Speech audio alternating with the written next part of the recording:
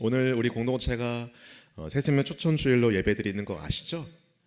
네, 여러분이 오늘 주일 2부 예배와 3부 예배 때 우리 개그우먼 우리 이성미 집사님께서 이제 간증자로 오셔서 새생명 초청주일을 섬겨주시는데, 오늘 1부 예배에 나오신 분들은 이제 오늘 새생명 초청주일에 이제 봉사하기 위해서 먼저 일찍 나오셔서 예배드리는 분들도 계신 것 같고, 또 이런저런 사정 때문에 일찍 주일 예배를 드리고 또 일상으로 돌아가야 하기 때문에 오신 분들도 계실 것 같아요. 맞죠?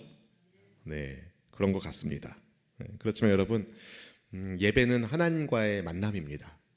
우리 하나님은 어떤 분이신가요? 온 우주에 창조주신 거죠. 온 우주를 만드시고 그 온 우주를 다스리시는 하나님이 우리를 만나기 위해 예배의 자리에 찾아오시는데, 여러분 그냥 대충 하지 마시고 시간 때우듯이 뭔가를 해치우듯이 예배하지 말고 정말 예수님과의 만남 속에서 하나님을 영화롭게 하는 진정한 예배를 드릴 수 있기를 축복합니다. 왜냐하면 하나님은 대충 드리는 예배를 받지 않으시거든요. 하나님은 영과 진리로 하나님을 예배하는 사람을 만나 주시는데, 여러분 온 우주에, 우리 지구에, 우리 교회에, 여러분 인생의 창조주가 되시는 그분을 만나는 예배, 정말 마음과 뜻과 정성을 다한 예배로 하나님을 예배할 수 있기를 축복합니다. 그리고 남은 하루도 여러분, 내가 오늘 일부 예배 드렸으니까 나머지 시간은 내 마음대로 살아야지가 아니라 이렇게 시작을 하나님의 예배로 시작했다면 우리 마지막까지 마치는 시간까지 남은 하루도 하나님 나라와 하나님의 영광을 위해 성실하게 보내시는 여러분 모두가 될 수 있기를 축복합니다. 오늘 저는 하나님께서 함께 하신다면 이라는 제목으로 하나님 말씀 나누려고 합니다. 하나님께서 함께 하신다면 좋을까요? 힘들까요? 진짜예요? 빨리 입술에 침부터 바르세요. 하나님이 함께 하시면 내 맘대로 못 살거든요. 과연 좋을까요? 좋습니다. 왜요? 그게 나에게 플러스가 되기 때문에 그렇죠. 하나님이 함께 하시는 것이 내게 불편할 수 있어도 그 불편함은 사실은 나를 완전하게 이루는 거룩한 불편함인 거예요. 그러니까 우리는 하나님이 함께 하시면 우리가 행복하고 완전한 인생을 향해 빚어지게 된다는 사실을 여러분이 꼭 기억하시고, 하나님이 정말 나랑 함께 하시는가? 하나님이 나와 함께 하신다면 내가 어떤 사람이 되어야 되지? 와 같은 이런 질문들을 함께 말씀을 통해서 그 답을 찾아보는 시간을 갖도록 하겠습니다. 우리 공동체가 지금 사사시대의 말씀을 계속 나누고 있는데, 사사시대 이스라엘의 특징이 있어요. 뭐냐면 이스라엘이 하나님 앞에서 악을 행합니다. 애굽에서 그들을 건져주셨던 하나님을 잊어버리고 우상을 숭배하며 악을 행하면 하나님께서 그들을 이방 민족에게 그냥 내버려 두세요. 그러면 이방 민족에 의하여 하나님의 징계하심 가운데 그들이 이제 핍박을 받게 됩니다. 그럼 이스라엘이 고난 가운데서 하나님을 찾겠죠. 하나님 잘못했어요, 용서해 주세요, 살려주세요, 이렇게 하나님을 찾겠죠. 그러면 하나님께서 그들의 그 회개와 기도를 들으시고 고통 속에서 그들을 건져주시기 위하여 하나님의 사사를 세우셨습니다. 그럼 이제 하나님께서 세우신 사사의 그 다스림 안에서 이스라엘이 몇십 년을 평안했다 그래요. 그럼 이제 더 하나님을 경외하며 잘 살면 되는데, 하나님께서 세우신 사사가 세상을 떠나면 나이 들고 인생은 언제나 죽음의 문을 통과해야 되잖아요. 한 번 죽는 것은 사람에게 정해진 거잖아요. 그러니까 하나님께서 세우신 사사가 죽으면 이스라엘 백성들이 또 하나님을 잊어버리고 우상을 숭배하고, 그럼 하나님께서 그냥 이방 민족에게 내버려 두시고 고통 가운데 또 회개하면 또 다른 사사를 세우셔서 그 일들이 계속 이스라엘의 사사시대에 반복되는 것을 볼 수가 있습니다. 이런 일들이 사사시대에 계속 반복되는데, 성경은 그런 현상을 그때 이스라엘의 왕이 없었기 때문이라고 말하면서 사람들이 각기 자기 생각에 옳은 대로, 자기 소견에 옳은 대로, 자기 보기에 좋은 대로 행했기 때문이라고 진단합니다. 그때 이스라엘에 왕이 없었으므로. 이를 통해서 우리가 알 수 있는 영적인 진리가 있는데, 여러분, 하나님을 왕으로 모시지 않으면 결국 사람은 지 맘대로 살아요. 하나님을 왕으로 섬기지 않으면 사람은 결국 자기 마음대로 삽니다. 우리 옆에 있는 분을 축복하겠습니다. 주님 뜻대로 삽시다. 축복합니다. 주님 뜻대로 삽시다. 이렇게도 물어볼까요? 네 맘대로 살 거예요? 네 맘대로 살면 안 된다는 거예요. 내 맘대로 살면 안 된다는 거예요. 주님 뜻대로 살아야 된다는 거죠. 여러분, 주님의 뜻은 우리를 향해 최고의 계획을 가지고 있는데, 우리가 그분의 뜻이 아니라 내 맘대로 살면 내 영혼의 이 잠재력이 완전히 망가지게 되는 거예요. 내 인생의 잠재력이 망가지게 되는 거예요. 왜냐하면 내 맘대로 살다가, 그게 아니라 나를 향한 하나님의 뜻대로 살아가는 우리 모두가 될 수 있기를 축복합니다. 사람들이 자기 맘대로 살면 결국 무서운 하나님의 진노 아래 있을 것이 뻔하게 됩니다. 그러니까 우리는 하나님을 왕으로 모시고 살아야 됩니다. 여러분의 왕은 누구십니까? 하나님이시기를 축복합니다. 여러분, 하나님께서 함께 하시는 것을 기뻐하십니까? 아니면 조금 부담스럽습니까? 조금 부담스러우십니까? 네. 여러분, 하나님께서 함께 하시는 것만큼 큰 복이 없어요. 오늘 말씀 속에서 하나님께서 함께 하실 때 내 삶에, 내 인생에 어떠한 복이 있게 되는지를 함께 살펴보도록 하겠습니다. 이스라엘 백성들이 하나님 앞에서 다시 악을 행함으로 하나님이 이스라엘 백성들을 그냥 내버려 두셨어요. 죄 가운데 있도록 내버려 두셨어요. 그러니까 이제 사막의 유목 민족인 미디안 족속이 이스라엘을 핍박하게 되었습니다.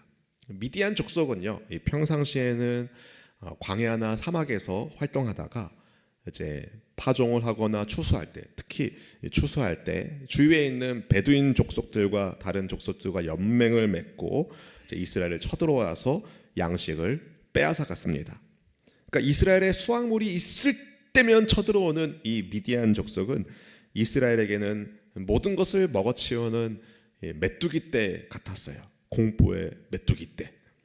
그런 미디안이 두려워서 이스라엘 사람들은 산에다가 굴을 파고 웅덩이를 파고 산성 같은 것들을 만들어 놓고 거기에서 살았습니다. 그러니 미디안 때문에 이스라엘 백성들의 궁핍함이 점점 더 심해졌겠죠.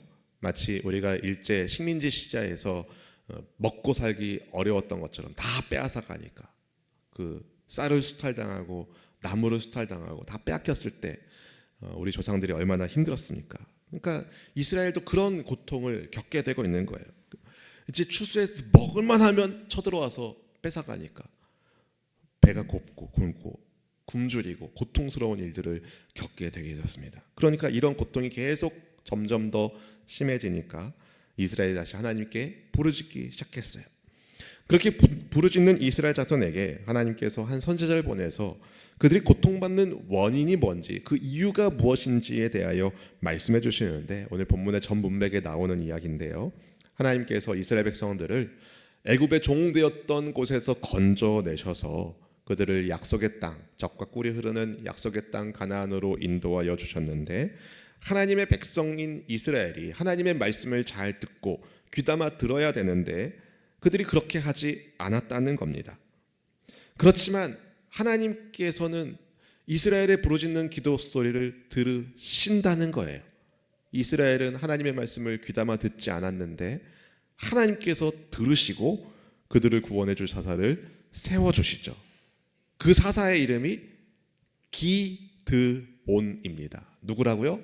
기드온이에요. 기드온. 어떻게 기드온이 하나님의 사사로 세워지게 되는지 오늘 보면 11절 말씀을 같이 함께 읽어보겠습니다. 야훼의 사자가 아비에스 사람 요아스에게 속한 오브라에 이르러 상수리 나무 아래에 앉으니라. 마침 요아스의 아들 기드온이 미디안 사람에게 알리지 아니하려 하여 밀을 포도주 틀에서 타작하더니.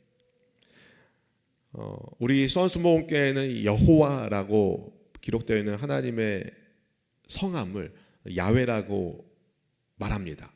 왜 그런지 혹시 아세요? 여러 번 말씀드렸는데 모르는 분들이 많이 계셔가지고 제가 이번 기회에 깔끔하게 정리했어요. 여호와라는 하나님의 이름은 이제 서양식 하나님의 이름이에요. 서양식 하나님의 이름, 그것이 번역되면서 아도나이라는 모음이 붙어서 뭐 기타 등등 자세한 설명은 뭐 불편할 것 같은데, 그냥 서양식 하나님의 이름이 여호와고 야훼는 히브리식 하나님의 이름이에요. 그러니까 하나님께서 모세에게 내가 스스로 있는 자다 하시면서 여호와다라고 말씀하셨을 때는 이제 야훼라고 알려주신 거예요. 그래서 우리는 원래 이름대로 불러드리자 해서 야훼라고 고백하는 겁니다. 참고하시면 되겠고요. 그렇다고 여호와로 해도 틀린 건 아니에요. 제가 존인 것처럼, 요한이지만 영어로 이름이 존인 것처럼 하나님의 이름도 다양하게 불릴 수 있다는 거 기억하시면 좋을 것 같아요. 아무튼 오늘 기드온은 지금 포도주 틀에서 뭐하고 있죠? 타작하고 있었어요. 기드온은 숨어서 일하고 있었습니다. 포도주 틀에서 몰래 밀을 타작하고 있더니, 밀 타작 어디서 해야 되죠?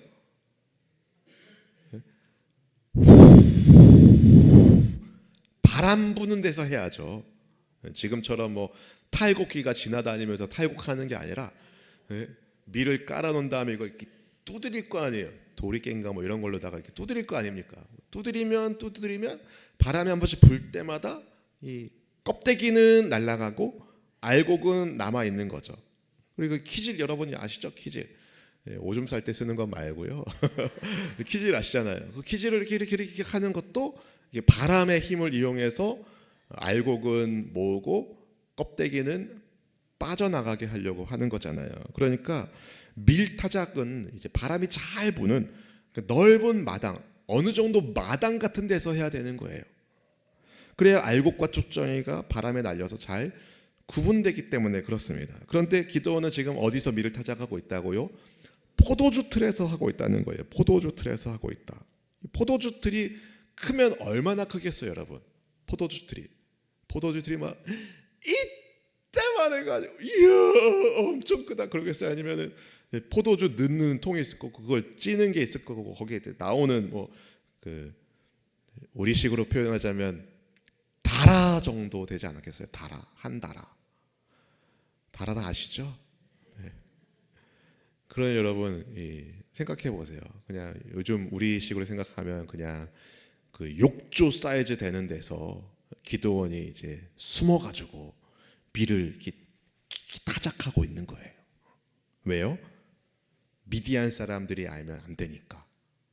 혹시라도 미디안 사람들이 보면 득달같이 찾아와가지고 그 추수한 것을 다 빼앗을 것 같이 뻔하기 때문에 몰래 숨어서 밀을 그렇게 타작하고 있었던 거예요.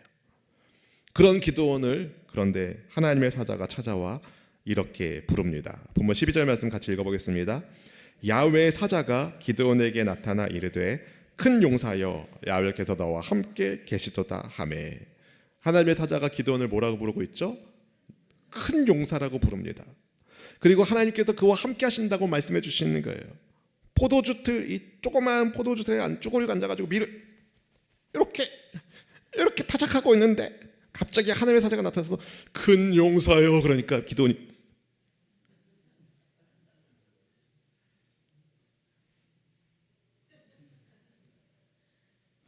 기드온의 마음이 불편했어요. 짜증이 확 났어요. 제가요? 제가 큰 용사라고요? 하나님께서 저랑 함께 하신다고요? 아니, 하나님이 함께 하시면 제가 이러고 있으면 안 되는 거 아니에요? 본문 13절에서 기드온이 뭐라고 말하는지 이렇게 말해요. 기드온이 그에게 대답하되 오 나의 주여 야훼께서 우리와 함께 계시면 어찌하여 이 모든 일이 우리에게 일어났나이까. 또 우리 조상들이 일찍이 우리에게 이르되 야훼께서 우리를 애굽에서 올라오게 하신 것이 아니냐 한 그 모든 이적이 어디 있나이까. 이제 야훼께서 우리를 버리사 미디안의 손에 우리를 넘겨주셨나이다 하니. 기드온은 그를 큰 용사로 부르는 하나님의 부름 앞에 주님 감사합니다. 저 같은 것을 이렇게 큰 용사로 불러주셔서 너무 감사합니다. 이렇게 반응할 수가 없었다는 거예요. 그렇게 할 수가 없었어요. 왜냐하면 기드온은 미디안의 폭력에 시달리고 있는 이스라엘을 보면서 이런 생각을 해왔던 거죠. 어떻게 하나님 우리와 함께 하시면 이런 일들이 우리 민족 가운데 있을 수 있단 말인가? 깊은 영적 회의감을 가지고 있었단 말이죠. 그래서 자기를 큰 용사로 부르는 하나님의 사자에게 우리 조상들이 야훼 하나님께서 우리를 애굽에서 올라오게 하시려고 여러 이적들을 보여주다고 제가 듣긴 들었는데 오늘날 그런 이적은 다 어디 갔습니까? 이렇게 반항하고 있습니다. 이것은 필경 하나님께서 우리를 미디안의 손에 넘겨주신 것이 아닙니까? 하고 따지고 있다는 거예요. 누구한테? 하나님께 따지고 있다는 거예요. 기드온의 말에 일리가 있어요. 그러나 정직하게 생각해 보면 지금 이스라엘이 고통을 겪고 있는 이유는 무엇 때문이에요? 이스라엘이 하나님의 말씀을 듣지 않아서인 거죠. 이스라엘을 하나님께서 버리셨기 때문이 아닙니다. 오히려 이스라엘이 하나님을 버려서 하나님의 말씀을 듣지 않고 있기 때문에, 그분과 함께하는 것을 이스라엘이 거절했기 때문에 겪게 되는 고통이었어요. 지금 이스라엘이 겪고 있는 절망적인 현실은 이스라엘의 죄 때문에 일어난 현실이었다는 말이죠. 그런데 기드온은 이것을 깨닫지 못하고 있었습니다. 그래서 그는 하나님께 회개하는 것이 아니라 하나님, 우리 민족의 죄를 용서해 주십시오. 우리가 이렇게 고통 가운데 있는 것은 우리가 주님의 말씀을 듣지 않아서이니 주님 불쌍히 여겨주십시오. 이래야 되는데 하나님께 회개하는 것이 아니라 깊은 영적 상처와 상실감과 회의감 속에서 그저 하루하루 포도줄에서 쪼그려 앉아서 밀타작하고 있는 자기 자신을 불쌍하게 생각하면서 절망 가운데 살고 있었다는 것이죠. 이런 기드온의 모습은 그가 과연 하나님의 사자로 세워지는 것이 맞을까 하는 의문을 갖게끔 합니다. 그런데 하나님께서 그를 사사로 택하시고 그를 통하여 이스라엘을 구원하시겠다고 말씀하십니다. 아니, 명령하십니다. 보면 14절 말씀을 같이 함께 읽어볼까요? 야훼께서 그를 향하여 이르시되 너는 가서 이 너의 힘으로 이스라엘을 미디안의 손에서 구원하라. 내가 너를 보낸 것이 아니냐 하시니라. 아멘. 하나님께서 기드온에게 말씀하시는 겁니다. 너는 가서 너의 힘으로 이스라엘을 미디안의 손에서 구원해라. 내가 너를 보낸다. 이렇게 말씀하시는 거예요. 여러분이 기드온의 입장이 돼서 하나님께서 너는 가서 너의 힘으로 이스라엘을 구원하라. 내가 너를 보낸다. 이렇게 말씀을 하시면 여러분 어떻게 반응하시겠어요? 아, 주님, 저 같은 사람을 불러주셔서 감사합니다. 제가 부족하지만 주님 말씀 붙들고 힘내서 한번 이스라엘 백성들을 미디안의 손에서 한번 건져 보겠습니다. 하나님 좀 도와주세요. 뭐 이렇게 하시겠어요? 아멘. 근데 여러분 아멘 잘 안 하시잖아요. 왜요? 아, 하나님 제 주제에 뭘 한다고요? 저 좀 그냥 내버려 두시면 안 될까요? 저 그냥 이렇게 살래요. 하시겠습니까? 그때 달라요. 기도는요, 하나님의 부르심에 제가 어떻게 해요? 하고 거절해요. 뭐라고 거절하냐면 15절 말씀을 같이 읽어봅니다. 그러나 기드온이 그에게 대답하되 오 주여, 내가 무엇으로 이스라엘 구원하리이까? 보소서, 나의 집은 므낫세 중에 극히 약하고 나는 내 아버지 집에서 가장 작은 자니이다 하니. 기도는 지금 뭘 핑계대고 있습니까? 자기 집은 좀 우리 므낫세 지파 중에서 제일 약하고, 그리고 그 제일 약한 우리 가문에서 자기는 제일 작은 사람입니다. 자기의 미약함을 근거로 하나님의 부르심을 거절합니다. 자격 없는, 그걸 하나님이 모르시겠어요? 기드온이 므낫세 지파의 가장 작은 집안의 가장 작은 사람인 거 하나님이 모르시겠어요? 아시죠? 근데 기드온은요, 자격 없는 자기를 찾아오시고 사명을 주시는 하나님의 부름을 거절합니다. 이렇게 회의적이고, 제가요 회의적이고 저는 부족해서요 라고 핑계대고 있는 기드온의 모습이 여러분 누구 모습입니까? 내 모습인 거예요. 깊은 영적 회의감과 낙심, 나의 부족함을 핑계로 하나님의 부르심을 거절하고 있는 우리의 모습이 기드온의 모습이 아닌가요? 우리도 기도원처럼 두렵고 안 된다는 부정적인 감정에 빠질 때가 있고, 나 자신의 연약함과 부족함을 핑계로 다 벗어던지고 도망가고 싶을 때가 여러분 없으셨습니까? 잠수 탈 때 있으셨잖아요. 왜 그러세요? 저도 마찬가지예요. 우리 다 마찬가지예요. 그런데 하나님은 그런 기도원에게 뭐라고 말씀하십니까? 본문 16절에서 주님이 이렇게 말씀하십니다. 같이 읽어봅니다. 야훼께서 그에게 이르시되 내가 반드시 너와 함께 하리니 네가 미디안 사람 치기를 한 사람을 치듯 하리라 하시니라. 아멘. 아멘. 하나님께서 자기는 부족하다고 약하다고 말하는 기도원에게 그래 닌 아닌 것 같다 하신 게 아니라 하나님이 다시 말씀하시는 거예요. 내가 너와 함께 하겠다. 지금 기도원은 하나님이 우리와 함께 하시면 우리가 이럴 수 있습니까? 막 그러는데 하나님이 기도원에게 말씀해 주시는 거예요. 내가 너랑 반드시 함께 하겠다. 그리고 네가 미디안 사람 치기를 마치 한 사람을 치듯이 할 거다. 그러니까 수많은 미디안 사람들, 기도원이 지금 두려워서 숨어서 포도주 틀에서 밀타작을 하고 있는 기도원에게 그가 두려워하고 있는 그 미디안의 그 모든 사람들을 마치 한 사람을 치듯이 그가 이기게 될 거라고 주님이 약속하고 계십니다. 이만하면 여러분 어떻게 해야 돼요? 그래요 주님, 아무리 생각해도 저는 아닌 것 같은데 그래도 주님이 그렇게 말씀하시니까 그래 제가 한번 해보겠습니다. 주님 뜻대로 한번 해보겠습니다. 뭐 이렇게 할만해요? 할만하지 않아요? 할만하죠? 근데 기도원이 어떻게 해요? 그렇게 해요? 안 해요. 제가 답답해가지고 목소리가 이상하게 나오는데 기도는 아직 아니었어요. 그래서 기도원이 하나님 앞에 자기가 이렇게 얘기하는 거야. 아니 하나님, 제가 하나님께 은혜를 입었으면 표징을 좀 보여주세요. 표징을 좀 보여주세요. 그러면서 자기가 예물을 가져올 테니까 좀 잠깐만 기다려주세요. 야, 하나님 보고 잠깐만 기다려달래. 그래서 이제 얼른 가가지고 이제 염소 새끼 한 마리 준비하고 가루 한 움큼에 한 에바의 무교병을 떡을 만들고 그다음에 고기와 국을 챙겨와가지고 이제 하나님의 사자에게 드립니다. 그랬더니 하나님의 사자가 기도원에게 고기와 무교병을 이제 가르쳐주는 바위에 놓으라고 해요. 그리고 거기다가 국을 부으래요. 다 했어요. 하나님의 사자가 이제 자기 손에 들고 있던 지팡이의 끝을 이제 고기와 무교병에다가 딱 댔어요. 그래서 어떤 일이 벌어지냐면 바위에서 불이 확 나와서 고기와 무교병을 다 태우는 거예요. 그리고 하나님의 사자가 호련히 사라졌어요.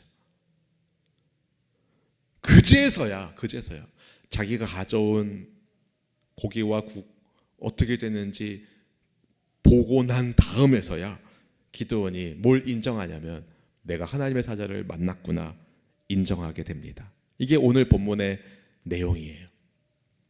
여러분, 오늘 이 말씀에서 우리가 깨닫게 되는 영적인 진리가 있습니다.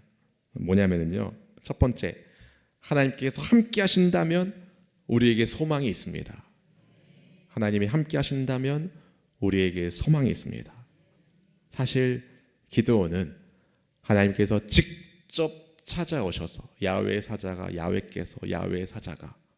직접 기드온을 찾아오셔서 그를 사사로 부르시는 유일한 사사예요. 하나님께서 기드온을 큰 용사로 부르셨어요.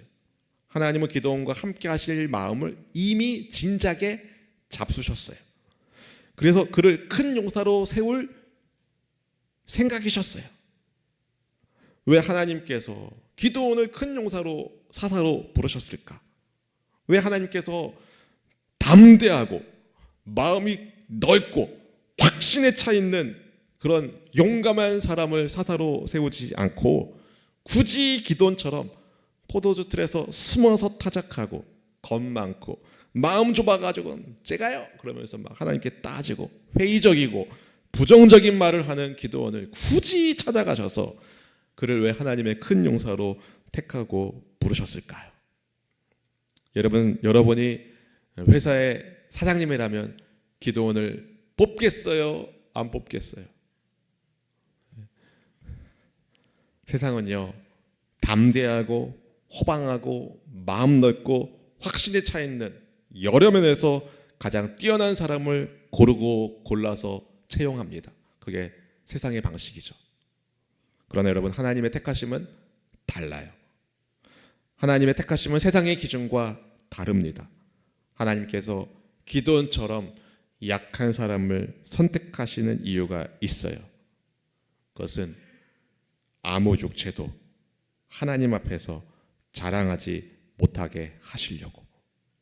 다른 말로 모든 육체로 하여금, 모든 사람으로 하여금 겸손히 모든 영광을 하나님께 돌리게 하기 위해서입니다. 이거 또 다른 이유가 있는데, 기드온 같은 사람을 택하신 하나님께서 우리에게도 메시지를 주시는 거죠. 너도 내가 택했다. 세상이 마음 넓고 담대하고 호방하고 실력 좋은 그런 사람들을 뽑지만, 나는 부족하다고 생각하는 사람, 연약하다고 생각하는 사람, 마음 좁고 불안해하고 겁 많은 그 사람도 나는 택해서 내 일을 이루는 야훼다 라는 것을 우리에게 보여주시려고 하나님이 그렇게 택하신 거죠. 두려움과 회의와 자식의 부족함에 매몰되어 있어서 하나님의 명령 앞에서 머뭇하고 있는, 지체하고 있는 기드온에게 하나님은 함께 하시겠다는 약속으로 그를 일으켜 주십니다. 기드온에게 오늘 본문에 보니까 하나님은 함께 하시겠다고 거듭 약속해 주셨어요. 함께 하시는 하나님의 은혜로 여러분, 겁쟁이이고 의심쟁이이고 자기 비하의 정말 표본 같은 기드온이 큰 용사로 새롭게 변화되어 쓰임받게 된 줄로 믿습니다. 작은 아이처럼 겁 많은 기드온을 찾아오신 하나님이 오늘 우리를 찾아오셨습니다. 우리는 기드온처럼 겁이 많고요, 회의적인 시각을 가지고 있고요, 자신의 연약함 때문에 주저할 때가 많이 있지만, 어려운 현실 앞에서 자기 자신만 보느라 약한 나를 불러주신 크신 하나님을 바라보지 못하는 때가 많지만, 작은 기드온을 찾아오신 크신 하나님께서 작은 나를, 우리를 크신 하나님이 오늘 찾아오셨습니다. 우리 인생의 포도주 틀에서 밀을 타작하고 먹고 살려고 아등바등하는 우리를 하나님이 찾아오셨습니다. 그런 여러분, 하나님께서 나를 찾아오셨기에 하나님께서 함께 하신다면 우리에겐 소망이 있는 거예요. 나의 연약함을 탓하며 절망하지 마시고 나를 찾아오신 크신 하나님을 의지하며 여러분, 소망을 품는 우리 모두가 되기를 주님의 이름으로 축원드립니다. 둘째로, 하나님께서 우리와 함께 하신다면, 우리에게 사명이 있습니다. 우리에게 사명이 있습니다. 작은 아이 같은 기드온을 찾아오신 하나님께서 그에게 이스라엘을 구원하라는 사명을 주십니다. 본문 14절 말씀을 다시 한번 같이 읽어보겠습니다. 야훼께서 그를 향하여 이르시되 너는 가서 이 너의 힘으로 이스라엘을 미디안의 손에서 구원하라. 내가 너를 보낸 것이 아니냐 하시니라. 아멘. 하나님이 함께 하시면은 여러분, 목적이 있어요. 하나님이 사람과 함께 하실 때는 언제나 목적이 있어요. 그 함께 하심 자체가 목적이기도 하고, 회복하게 하는 것이 목적이기도 하고, 그리고 힘내어 하나님의 일을 감당하게 하시기 위한 목적이기도 합니다. 하나님이 함께 하시면은 바로 하나님 나라를 위한 목적이 있어요. 그 목적에 따라서 하나님은 기드온에게 이스라엘을 구원하라는 사명을 주십니다. 기드온은 처음에는 쉽지 않았지만 몰래 하나님의 일을 하기도 하고, 처음에는 쉽지 않았지만 이런저런 여러 과정들을 거치면서 기드온의 300용사처럼 적은 숫자로도 미디안의 수십만을 이기는 하나님의 역사를 체험하는, 그 위대한 역사에 쓰임받는 사람이 되죠. 이런 과정들을 거치면서 기드온은 사명을 받아들이고 그 사명을 완수합니다. 그때 그는 더 이상 두려움으로 웅크려 있던 사람이 아니라 미디안 사람 치기를 한 사람 치타게 하는 위대한 용사의 모습을 나타냅니다. 사랑하는 성도 여러분, 우리 자신이 비록 부족하다고 생각된다 하더라도 하나님께서 맡기신 사명을 감당하는 것이 중요합니다. 사명 없이 여러분, 늘 어려움과 상황과 나약한 자신을 탓하며 주저앉아 있으면 결국 우리의 어깨를 짓누르는 그 인생의 짐에 의하여 늘 짓눌려 있게 된다는 거예요. 그러나 힘들어도 아파도 사명을 감당할 때에 우리가 영적 근육이 생기고 그걸 감당할 만한 능력의 사람이 된다는 거예요. 여러분, 우리 헬스는 저 열심히 해야 되는데 잘못해가지고 문제인데, 운동하실 때 무게를 들 때 그냥 무거워서 그냥 늘 주저앉아 있으면 그 목에 못 들어요. 그런데 힘들어도 힘내어 한번 들어보고 다시 힘내어 한번 들어보고 한 번 더 해보고 이제 도저히 못하겠다 그럴 때 한 번 더 해보고 이제 이거 들다가 죽겠다 싶을 때 한 번 더 들으면 그게 내 몸에 내 근육의 에너지가 돼서 다음에는 그 무게 이상을 드는 무게를 드는 사람이 되는 거 아니겠어요? 인생의 무거운 짐에 짓눌려 있지 마시고 하나님께 내게 주신 사명의 바벨을 드십시오. 하나님께서 여러분을 쓰기를 원하십니다. 삶의 버거움이 아니라, 여러분 인생의 무거움이 아니라 사명을 주신 하나님이 우리의 인생을 이끄시도록 하나님의 함께하심 속에서 우리에게 주신 사명을 감당할 수 있기를 축복합니다. 그럼 하나님께서 우리에게, 여러분에게 어떤 사명을 주셨습니까? 여러분, 주님의 큰 용사로 사는 사명을 주셨어요. 근데 우리 스스로도 좀 알아요. 내가 큰 용사 맞나? 왠지 스스로를 큰 용사로 말하기에는 좀 어울리지 않는다고 부끄럽게 생각합니다. 왜냐하면 우리 스스로가 우리 자신이 어떤 사람인지 너무 잘 알기 때문이죠. 그러나 여러분, 하나님은요, 우리가 어떤 사람인지 우리보다 훨씬 더 잘 아는 분이세요. 나는 나에 대해서 100% 몰라요. 그러나 하나님은 나에 대해서 150% 이상 아시는 분이시죠. 아멘. 그분이 우리를 이 시대의 큰 용사로 부르셨습니다. 하나님 나라를 위한 큰 용사. 우리 모두에게 여러분 생명을 살리고 살리는 사명을 주셨어요. 여러분, 우리 공동체가 오늘 새세면 축전주일 지키는 이유가 있습니다. 영혼을 구원하기 위하여 생명책에 이름 써가면서 복음을 증거하고 그들의 영혼의 구원을 위해서 몸부림치는 이유가 있어요.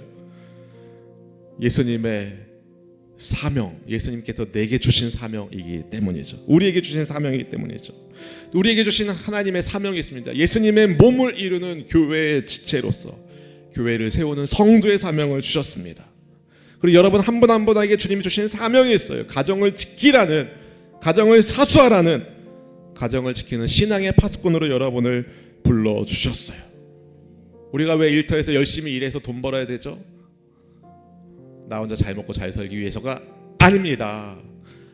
하나님이 내게 맡기신 가족을 지키기 위해서, 가족을 책임지기 위해서 여러분, 하나님께서 여러분에게 주신 사명이 있어요. 부디 주님 주신 사명, 하나님이 함께 하심으로 잘 감당해서 사명을 잘 감당하는 이 시대의 큰 용사로 하나님이 소중하게 쓰시는 저와 여러분 될 수 있기를 주님의 이름으로 축원드립니다. 우리 찬송가 324장 1절과 4절 찬양합니다. 예수 나를 오라네, 예수 나를 오라하네, 어디든지 주를 따라 주와 같이 가려네. 주의 인도하심 따라, 주의 인도하심 따라, 주의 인도하심 따라, 어디든지 주를 따라 주와 같이 가려네. 주가 크신 은혜 내려, 주가 크신 은혜 내려, 나를 항상 돌보시고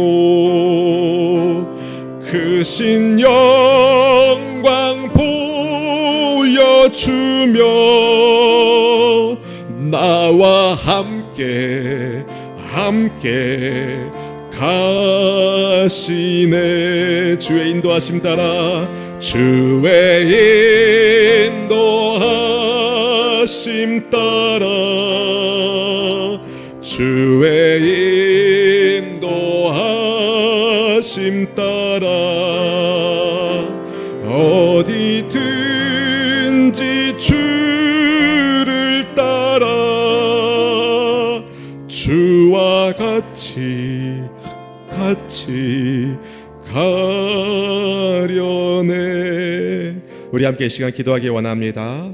하나님이 우리와 함께 하신다면, 하나님이 함께 하신다면 우리에게 소망이 있습니다. 하나님이 함께 하신다면 우리에게 사명이 있습니다. 주님 제게 주신 소망의 비전을 따라 사명을 감당하기 원합니다. 영혼을 살리고 살리는 생명의 사명을 감당하게 하시고, 하나님이 짝지어 세워주신 가정을 잘 지키며 예수님의 몸을 이루는 교회를 잘 섬기며 하나님께서 부르신 부름의 자리에서 순종하며 하나님과 함께하는 은혜의 기쁨이 충만한 우리 모두가 되게 하여 주옵소서. 우리 합심하여 주여 세 번 부르시 간절한 마음으로 기도하겠습니다. 주여!